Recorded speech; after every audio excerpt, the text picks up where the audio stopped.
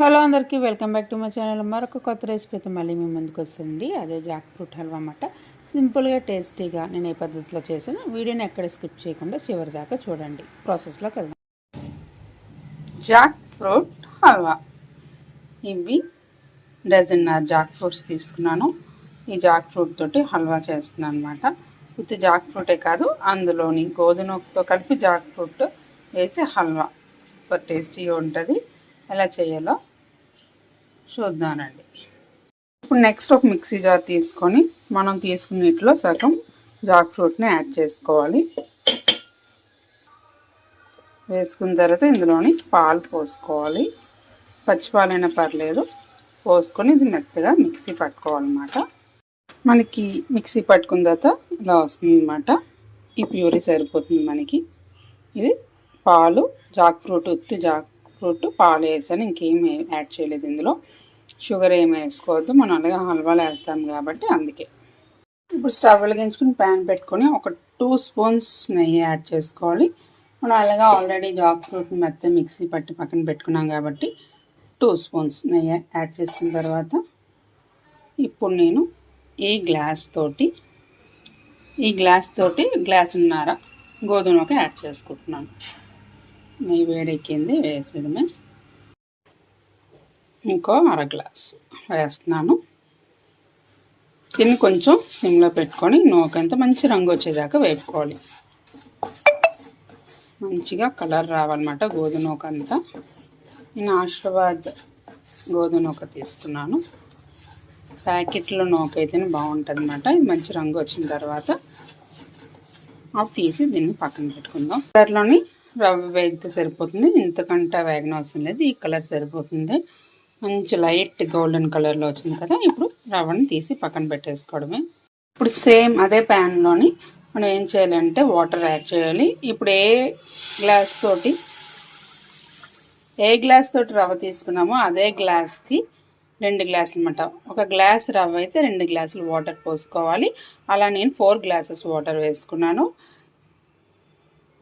ఈ గ్లాస్ తోటి రవ్వ తీసుకున్నాం కాబట్టి ఈ గ్లాస్ తోటి 4 గ్లాసెస్ వాటర్ యాడ్ చేసుకొని వాటర్ కొంచెం బాగా మరగాలన్నమాట, కొంచెం బాయిల్ అవ్వాలి. నీళ్ళు ఇలా బుడగలు వచ్చి తలతలు మరుగుతున్నప్పుడు మనం ముందుగా మిక్సీ పట్టుకున్నాం కదా జాక్ ఫ్రూట్ మిల్క్, దాన్ని యాడ్ చేసుకోవాలి. ఇందులోని ఒక్కసారి దీన్ని బాగా కలుపుకోవాలి. ఇది బాగా వాటర్లోని మిక్స్ అయిన తర్వాత ఇది ఇలాగా కొంచెం బాయిల్ అవుతున్నప్పుడు ముందుగా వేపి పెట్టుకున్న గోధుమ నూకని యాడ్ చేసుకోవాలి. మనం యాడ్ చేసుకొని స్టవ్ సిమ్లో పెట్టుకొని ఒకసారి నూక ఉండలు లేకుండా కలుపుకోవాలి. ఎందుకంటే మనం వేపిందే కాబట్టి అంత వేగంగా ఉండలు పట్టదు. ఇలా అయిన తర్వాత ఇప్పుడు షుగర్ యాడ్ చేసుకోవాలి. ఏ గ్లాస్ తోటి నూక తీసుకున్నామో దానికి 2 గ్లాసెస్ ఎక్స్ట్రా తీసుకోవాలి. ఎందుకంటే షుగర్ ఎక్కువ తిన్న వాళ్ళు ఎక్కువ వేసుకోండి, తక్కువ తిన్న వాళ్ళు తక్కువ యాడ్ చేసుకోవాలి. ఈ షుగర్ అంతా బాగా కరగాలి. అయిపోయింది. ఇప్పుడు ఇందులోని నెయ్యి యాడ్ చేసుకోవాలి. ఎవరికి టేస్ట్ తగ్గట్టు వాళ్ళు యాడ్ చేసుకోండి. కొంచెం నెయ్యి హల్వాలో ఎక్కువ నెయ్యి ఉంటుంది, చాలా బాగుంటుంది. నేను ఒక 4 స్పూన్లు వేస్తున్నాను. వేసుకొని ఒకసారి బాగా కలుపుకోవాలి. ఇలా ఉన్నప్పుడు మనం దించేసుకుంటే సరిపోతుంది. ఇంతకించి ఇంకా ఎక్కువ పెట్టేసుకున్నా ఇంకా గట్టిగా అయిపోతుంది. ఇలా స్టవ్ కట్టేసుకుంటే మనకి ఫస్ట్ హల్వా రెడీ అవుతుంది. జాక్ ఫ్రూట్ హల్వా రెడీ అయిపోతుంది. ఇప్పుడు హల్వాలోకి మనం జీడిపప్పు కిస్మిస్లు అన్నీ వేయించాలి కదా. దానికోసం 2 స్పూన్స్ నెయ్యి వేసి వేడి చేశాను. ఇప్పుడు నెయ్యి వేడైంది. ఇప్పుడు ఇందులో జీడిపప్పులు కిస్మిస్లు బాదం మనం వేయించు. జీడిపప్పులు కిస్మిస్లు ఇవి కొంచెం బాగా వేగిన తర్వాత అప్పుడు బాదం వేద్దాం. కొంచెం బాదం యాడ్ చేసుకొని మనం స్టవ్ కట్టేసుకోవాలి. బాదం ఎక్కువ వేగన అవసరం లేదు, ఎక్కువ వేగినా బాదం చేదు వస్తుంది కాబట్టి కొంచెం లైట్గా వేగితే సరిపోతుంది. హల్వా అలా దించుకుంటే మనకి చల్లారిపోసరికి ఇలా అయ్యింది. ఇలా ఉంటే సరిపోతుంది హల్వా, తినడానికి కూడా బాగుంటుంది. ఇప్పుడు మనం ముందుగా కట్ చేసి పెట్టుకున్న జాక్ ఫ్రూట్ ముక్కల్ని, ఎందుకంటే జాక్ ఫ్రూట్ హల్వా అన్నాం కదా, అందుకని చెప్పేసి పనసకాయ, స్వీట్ పనసకాయ హల్వా ఇది.